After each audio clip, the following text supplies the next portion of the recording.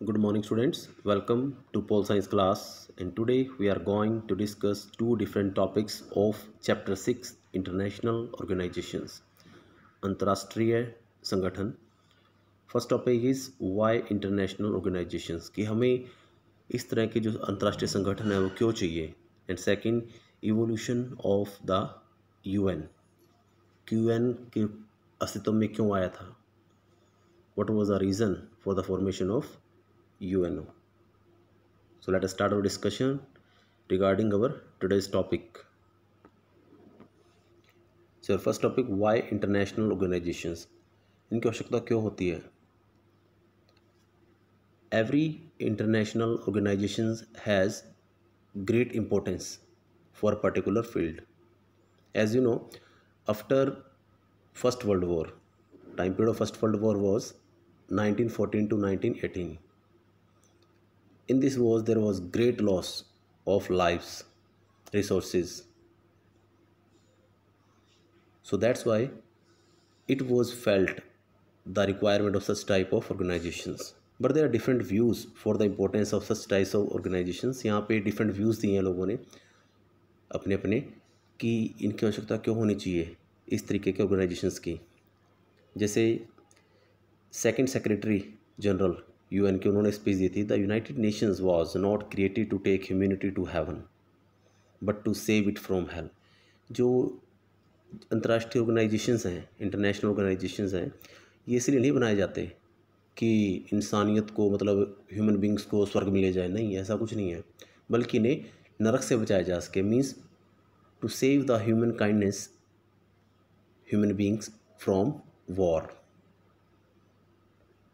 युद्ध से बचाया जा सके.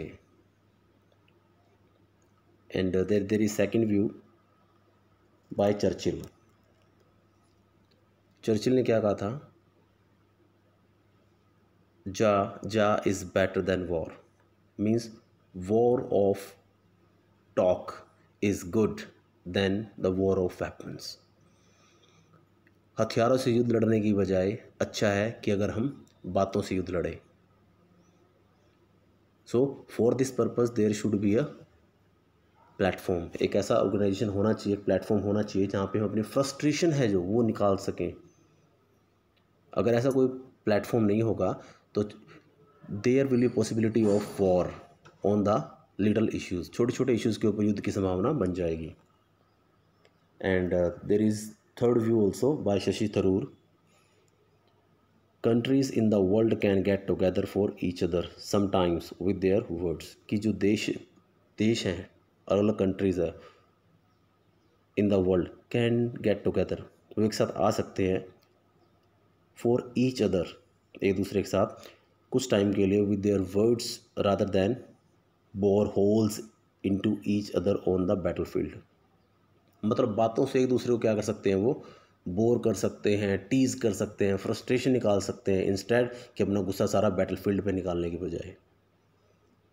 सो इसलिए ये जो ऑर्गेनाइजेशन इनकी आवश्यकता होती है so that we can settle the dispute between different countries. International organizations not work. International organizations not work for one country, it work for all countries. क्यों चाहिए हमें? क्योंकि ये जो इस टाइप जो इंटरनेशनल ऑर्गेनाइजेशंस होते हैं ये पर्टिकुलर एक देश के लिए काम नहीं करते हैं. It works for the groups of country, for the whole world. ये सारे संसार के लिए काम करते हैं. They help in the matter of war, peace and soul controversy among different countries. ये हेल्प करते भी कोई वॉर छिड़ जाता है, ओके, या कोई कहीं पे अगर if war is going on in any country, then there is requirement of peace. So such type of organizations play dominant role. जैसे we in first chapter era of Cold War we have discussed about it. During the Cold War, a new organization came into existence that was called NAM. This organization played a very dominant role to maintain peace, to settle the issues between two blocks and solve controversies among different countries. तो ये help करते हैं। जब अगर किसी देशों में controversy चल रही है किसी इशू को लेकर तो उसको सॉल्व कर देते हैं। नेक्स्ट है they help countries cooperate to make better living condition for us all. ये हेल्प करते हैं कि एक तो कोऑपरेट करना सिखाते हैं किसके लिए, बेटर लिविंग के लिए, एक स्टैंडर्ड को इम्प्रूव करने के लिए। जब सभी देश आपस में मिलकर कोऑपरेट करना शुरू कर देते हैं, लिटिल बिट जो इश्यूज़ है उनको उठाते हैं और उस पर वर्क करते हैं, then it becomes easy for the countries to solve those issues and to provide better standard of living to the people. Next, they help member states resolve their problems peacefully. जो organisation उससे help करते हैं, अब जो भी members हैं, suppose we are talking about UN की बात करें, जितनी मेंबर्स हैं, अब वो सभी मेंबर्स वहाँ पे एक प्रॉपर, जब भी कभी इसका समिट है, सम्मेलन होता है, वे सारे इकट्ठे होते हैं वहाँ पे।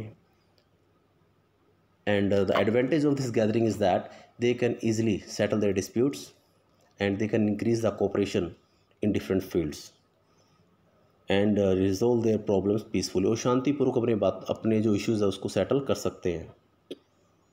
देर are issues that are so challenging. कुछ इश्यूज़ ऐसे होते हैं जो बहुत ज़्यादा चैलेंजिंग होते हैं, जो बहुत डिफ़िकल्ट टास्क होते हैं, जिसको one country can't deal with, एक कंट्री उसको कंट्रोल नहीं कर सकती। That they can only be dealt with when everyone work together.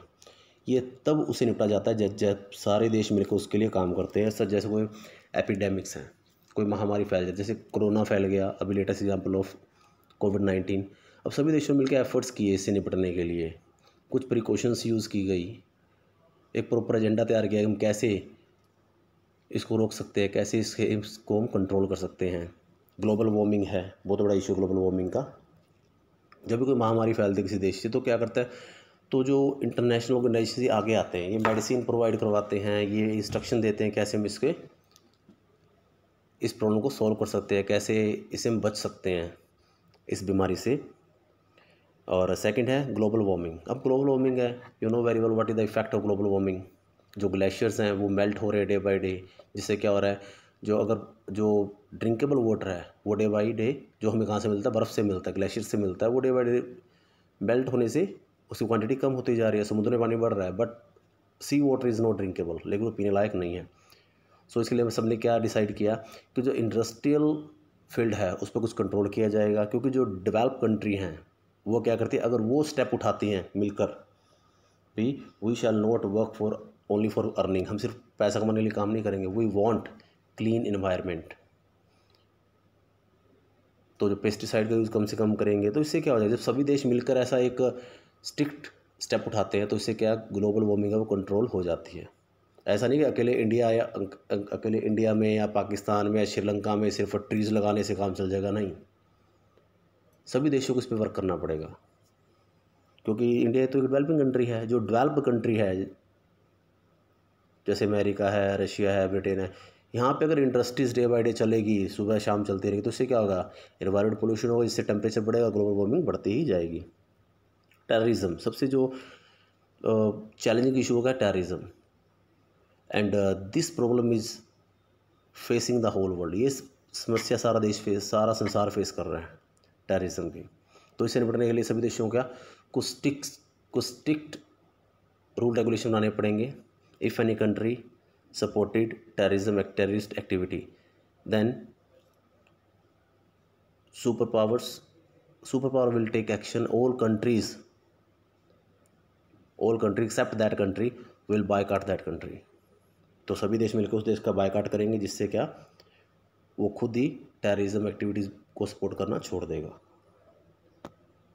Next है इवोल्यूशन ऑफ यूएन। ये कैसे बना? After the first World War के बाद league of nation was born. एक लीग ऑफ नेशन का जन्म हुआ, क्योंकि फर्स्ट वर्ल्ड वॉर में काफ़ी जाने गई थी, काफ़ी नुकसान हुआ था, तो उससे लोगों को महसूस होने लगा कि ऐसी संस्था होनी चाहिए जो सभी देशों के ऊपर उसको कंट्रोल कर सके, मतलब ऐसे जो वॉर सिचुएशन है उसको कंट्रोल किया जा सके, उसको टाला जा सके। बट फिर उसके लिए एक ऑर्गेनाइजेशन बना, उसका नाम क्या था, league of Nations. But it couldn't stop the world war second. लेकिन इस सेकेंड वर्ल्ड वॉर को नहीं रोक पाया था, इसलिए ज़्यादा सक्सेस नहीं हुआ। So League of Nations was failed. ये फेल हो गया था सेकेंड वर्ल्ड वॉर को स्टॉप करने में, रोकने में। And in Second World War the great number of people died, बहुत ज़्यादा लोग मारे गए थे फर्स्ट वर्ल्ड वॉर के कंपैरिजन। फर्स्ट वर्ल्ड वॉर का टाइम क्या था 1914 टू 1918 और second World war 1939 to 1945।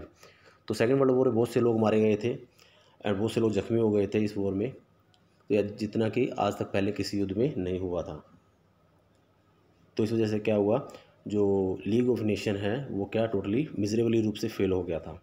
And then the UN was founded as the year of League of Nation. बाद में फिर एक नया एक संगठन अस्तित्व में आया जिसका नाम क्या था, लीग ऑफ नेशन, जिसका नाम क्या था, यूएन। अब वो सभी देशों ने सोचा कि अगर हमने वॉर को रोकना है तो हमें इस ऑर्गेनाइजेशन को इतनी शक्तियाँ पावरफुल बनाना पड़ेगा, सभी को इसके रूल्स को स्ट्रिक्टली फॉलो करना पड़ेगा, तभी ये सक्सेस हो सकता है। अदरवाइज़ ये भी लीग ऑफ नेशंस की तरह फेल हो जाएगा। तब यूएनओ को उसका उत्तराधिकारी माना गया था लीग ऑफ नेशंस का। इट वॉज स्टेब्लिश कब हुआ था लीग यूएन, 24 अक्टूबर 1945, 24 अक्टूबर को इसकी स्थापना हुई थी। And India signed it on 30 अक्टूबर 1945 और भारत ने इसकी मेंबरशिप कब ली थी, 30 अक्टूबर को ली थी 1945 में। Now come to next topic, UN's objectives. इसके उद्देश्य क्या है, यूएन जो संस्था है इसके जो अंतर्राष्ट्रीय संगठन है इसके उद्देश्य क्या है। फर्स्ट क्या है, टू प्रिवेंट इंटरनेशनल कॉन्फ्लिक्ट्स, जो इंटरनेशनल लेवल पे जो डिस्प्यूट होते हैं उसको रोकना। To show cooperation among states, जैसे पहले भारत और पाकिस्तान का इशू चल रहा था कश्मीर को लेकर, कहीं पर यूएन में इस मुद्दे को उठाया गया और हाल ही में रिसेंटली इसको सोल्व कर लिया गया है। सो नेक्स्ट है टू शो कोऑपरेशन, सहयोग दिखाना अमंग स्टेट्स, मतलब जो अलग अलग कंट्रीज़ हैं उनके बीच में सहयोग के लिए, कोऑपरेशन के लिए वर्क करना। To avoid the circumstances of war की सर्कमस्टेंसेस को अवॉइड कर देना कि वॉर हो ही ना। नेक्स्ट है to work in social economic development in the world, कि संसार में इकोनॉमिकल डेवलपमेंट के लिए वर्क करना ताकि आर्थिक क्या हो सके, विकास हो सके सारे देश का, सारे संसार का। To help in epidemics and any crisis in the world, अगर संसार में कोई प्राकृतिक विपदा आ जाती है जैसे महामारी है या कोई अदर इशू छिड़ जाता है और प्रॉब्लम जिस पूरा वर्ल्ड फेस करता है तो उसको उसमें हेल्प की जा सके लोगों की। नेक्स्ट है if it found to war in any countries then to overcome the limits of enemies, अगर युद्ध छिड़ जाता है तो काफ़ी हद तक जो दुश्मनी उसको कम किया जा सके, नुकसान कम से कम हो, ऐसे स्टेप कौन उठाएगा, यूएन ने उठाएगा। जैसे लास्ट टाइम हमने देखा था कि इराक ने अटैक कर दिया था ईरान के ऊपर, तो बाद में यूएन को इंटरफेयर करना पड़ा। फिर अमेरिका ने अपने जो मित्र देश थे उनके साथ मिलकर इराक पर अटैक किया और ईरान को फ्रीडम दिलवाई थी। एंड ब्रिंग कंट्रीज़ टुगेदर, और सेकंड और नेक्स्ट काम क्या है इसका, देशों को इकट्ठा लेकर आना, so as to improve the social economic development of the world, ताकि संसार की जो डेवलपमेंट है वो की जा सके, चाहे वो सामाजिक हो चाहे वो आर्थिक हो। क्योंकि एक ऐसा मंच होता है, ऐसा प्लेटफॉर्म है where all countries come to attend that summit, वहाँ पे सभी लोग सम्मेलन को अटेंड करने के लिए आते हैं। And after that they exchange their views and try to solve their disputes. At present UN have 193, पहले 92 थे, 192 2006 में थे, अभी क्या है 193 मेंबर्स हैं। And all members have 1 vote each, हर एक मेंबर के पास एक वोट का अधिकार है, वोट डालता है। कोई भी जब डिसीजन लिया जाता है इंटरनेशनल लेवल पे तो उसके लिए अपनी एग्री अपने जस्ट अपनी तरफ से रिस्पॉन्स देने के लिए कि yes we are agree, then every country has right for 1 vote. In the UN Security Council there are 5 members, permanent members, 5 permanent members, जैसे अब जिसके पास वीटो पावर है, America, Russia, Britain, France and China. और 10 क्या है, 10 non permanent members हैं जो 2 साल के लिए सिलेक्ट किए जाते हैं। So Secretary General is the head of the UN, जो सेक्रेटरी जनरल होता है वो हेड होता है इस यूएन का, और जो प्रेजेंट सेक्रेटरी है वो कौन है, एंटोनियो गुटेरेस है। So dear students, today we have discussed 3 different topics, so I request you to listen it twice and thrice to understand this topic. So till then, thanks and have a nice day.